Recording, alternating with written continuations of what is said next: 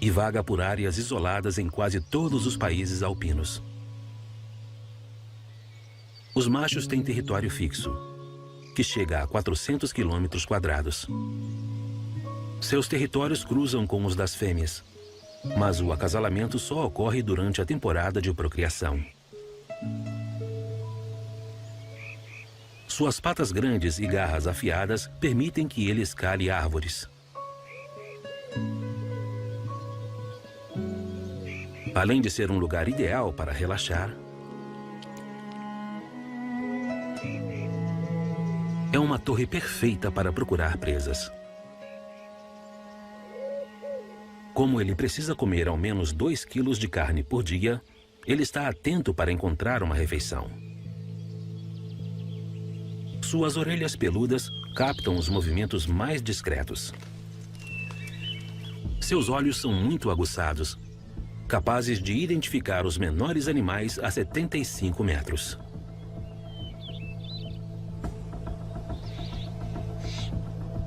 Presas maiores não têm a menor chance de se esconder.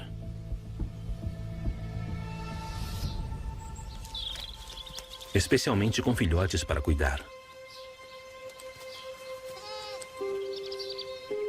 6 meses após o acasalamento do inverno, a primavera traz vida nova a grupos de camurças nas encostas dos Alpes.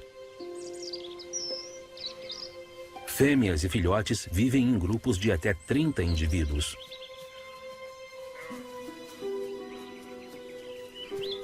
Elas costumam ter uma cria, que segue sua mãe logo após o nascimento. Essa fêmea escala encostas arrasadas por avalanches atrás de comida para produzir leite para o filhote. Ele depende de sua fórmula rica em proteínas por 3 meses antes de poder mastigar comida sólida.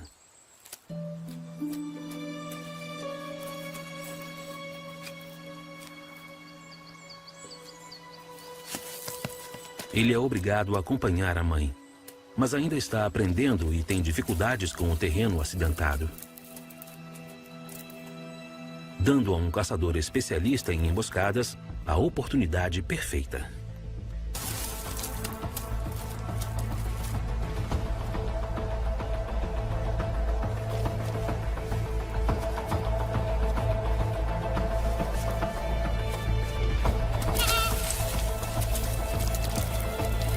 Felizmente para a manada, uma mãe alerta soa o alarme. Ele foi avistado e mãe e filhote fogem para os campos seguros.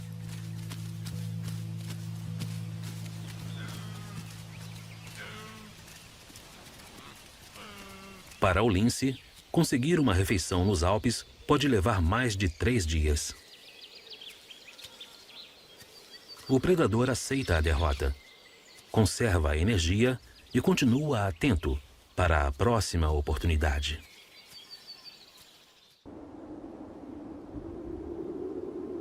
Desde a formação dos Alpes, uma força gélida ajudou a criar o cenário que hoje conhecemos. Glaciares. Os Alpes abrigam mais de 5.000 glaciares, com área total de mais de 3.000 quilômetros quadrados. Eles são formados em altas altitudes, onde a neve cai mais rápido do que o degelo.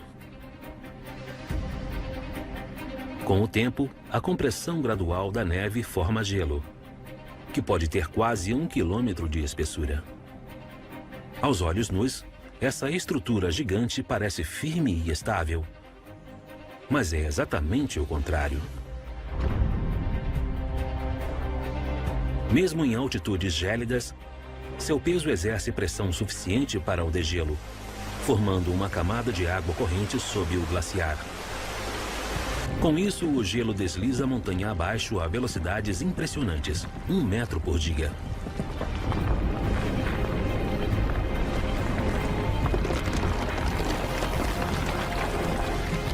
O movimento racha a superfície do glaciar, abrindo fendas com até 50 metros de profundidade. Ao se mover, O gelo leva pedras e rochedos sob o glaciar. Por fim, depositando os detritos chamados de morena, às vezes a vários quilômetros da origem. As alterações causadas por glaciares em milhares de anos são imensas e muito evidentes, e eles continuam recortando a paisagem, deixando vales amplos e lagos glaciares com vários quilômetros de largura, incluindo outro corpo d'água ainda mais vibrante.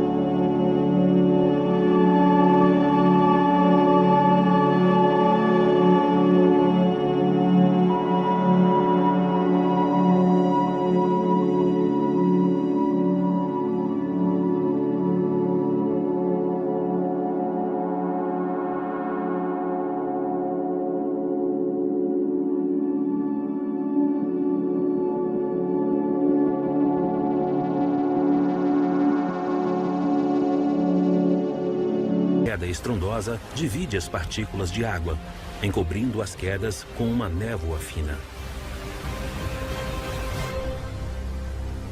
Essa erosão incessante recorta a encosta da montanha, criando um desfiladeiro.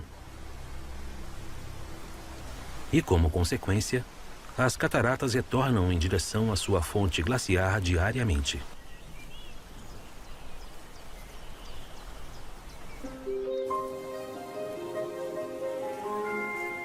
Verão é uma época de abundância para todos, e ele gera mudanças nas paisagens dos campos de altitude.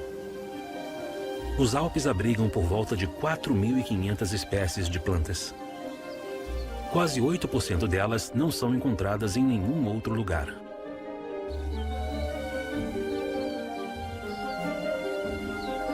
A flora da primavera dá lugar a flores selvagens em junho, pontuando os campos verdes com uma explosão de cores.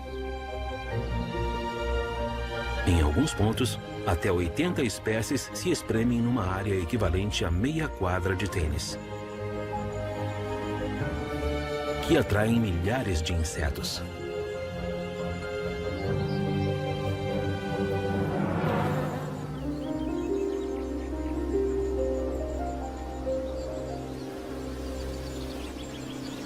As abelhas estão atrás de alimento para a colmeia. O pólen fornece proteínas nutritivas para as larvas, e o néctar doce contém minerais e glucose, além de ajudar a produzir o mel para o inverno, que é quando ele é mais necessário. Elas não hibernam. Os 15.000 indivíduos da colônia trabalham durante todo o inverno no centro da colmeia para manter a rainha viva.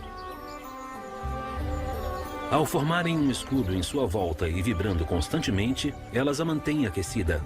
Mas isso exige um grande estoque de mel para a energia. A colônia precisa de até 120 quilos de néctar por ano para produzir mel o suficiente para sobreviverem. São 120 pacotes de açúcar.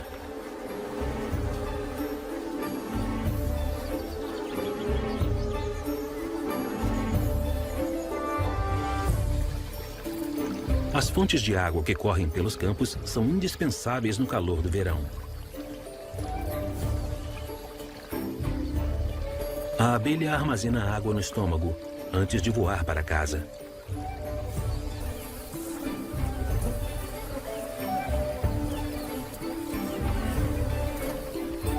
Ela é usada para resfriar a colmeia, revestindo as larvas e ovos com uma fina camada.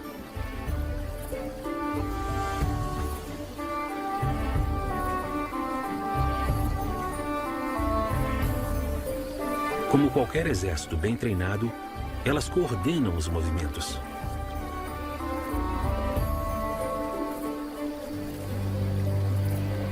O número de abelhas depende da demanda da colônia. E muito em breve, uma missão de colheita estará em andamento.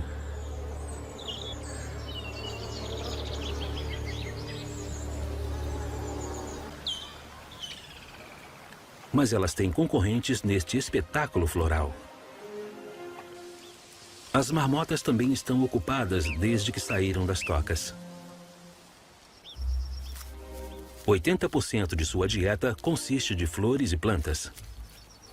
Na primavera, elas vivem de raízes e brotos, mas aproveitam o curto intervalo do verão para se esbaldar com as flores recém-desabrochadas.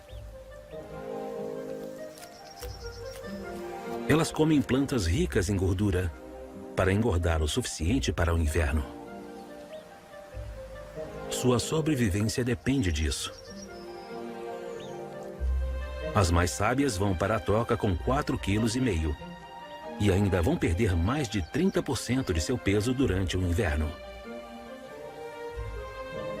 Talvez as menos gulosas não sobrevivam à hibernação.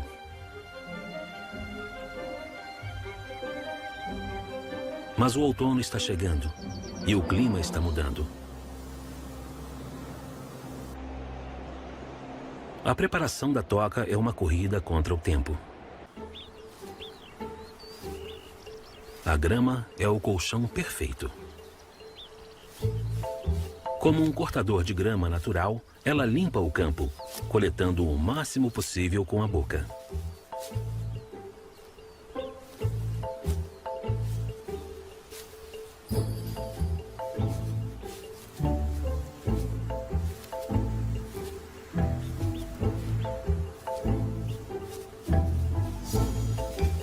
Quando chega outubro, com sua reserva de gordura abastecida, a marmota se retira para o inverno.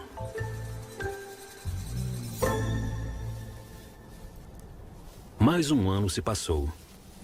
Com somente uma fatalidade na família, elas ficam em paz, novamente na segurança de sua toca.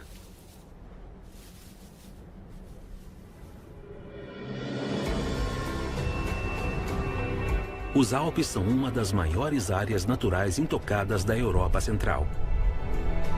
Eles são o palco de um mundo implacável, onde a vida selvagem é levada ao limite. Do subbosque da floresta, aos picos castigados pelo vento, a vida encontrou formas de se adaptar a essas condições hostis. Alguns residentes têm os pés perfeitos. E outros se escondem por meses. Maravilhas geológicas esculpiram paisagens dramáticas. E algumas forças deixam destruição por onde passam.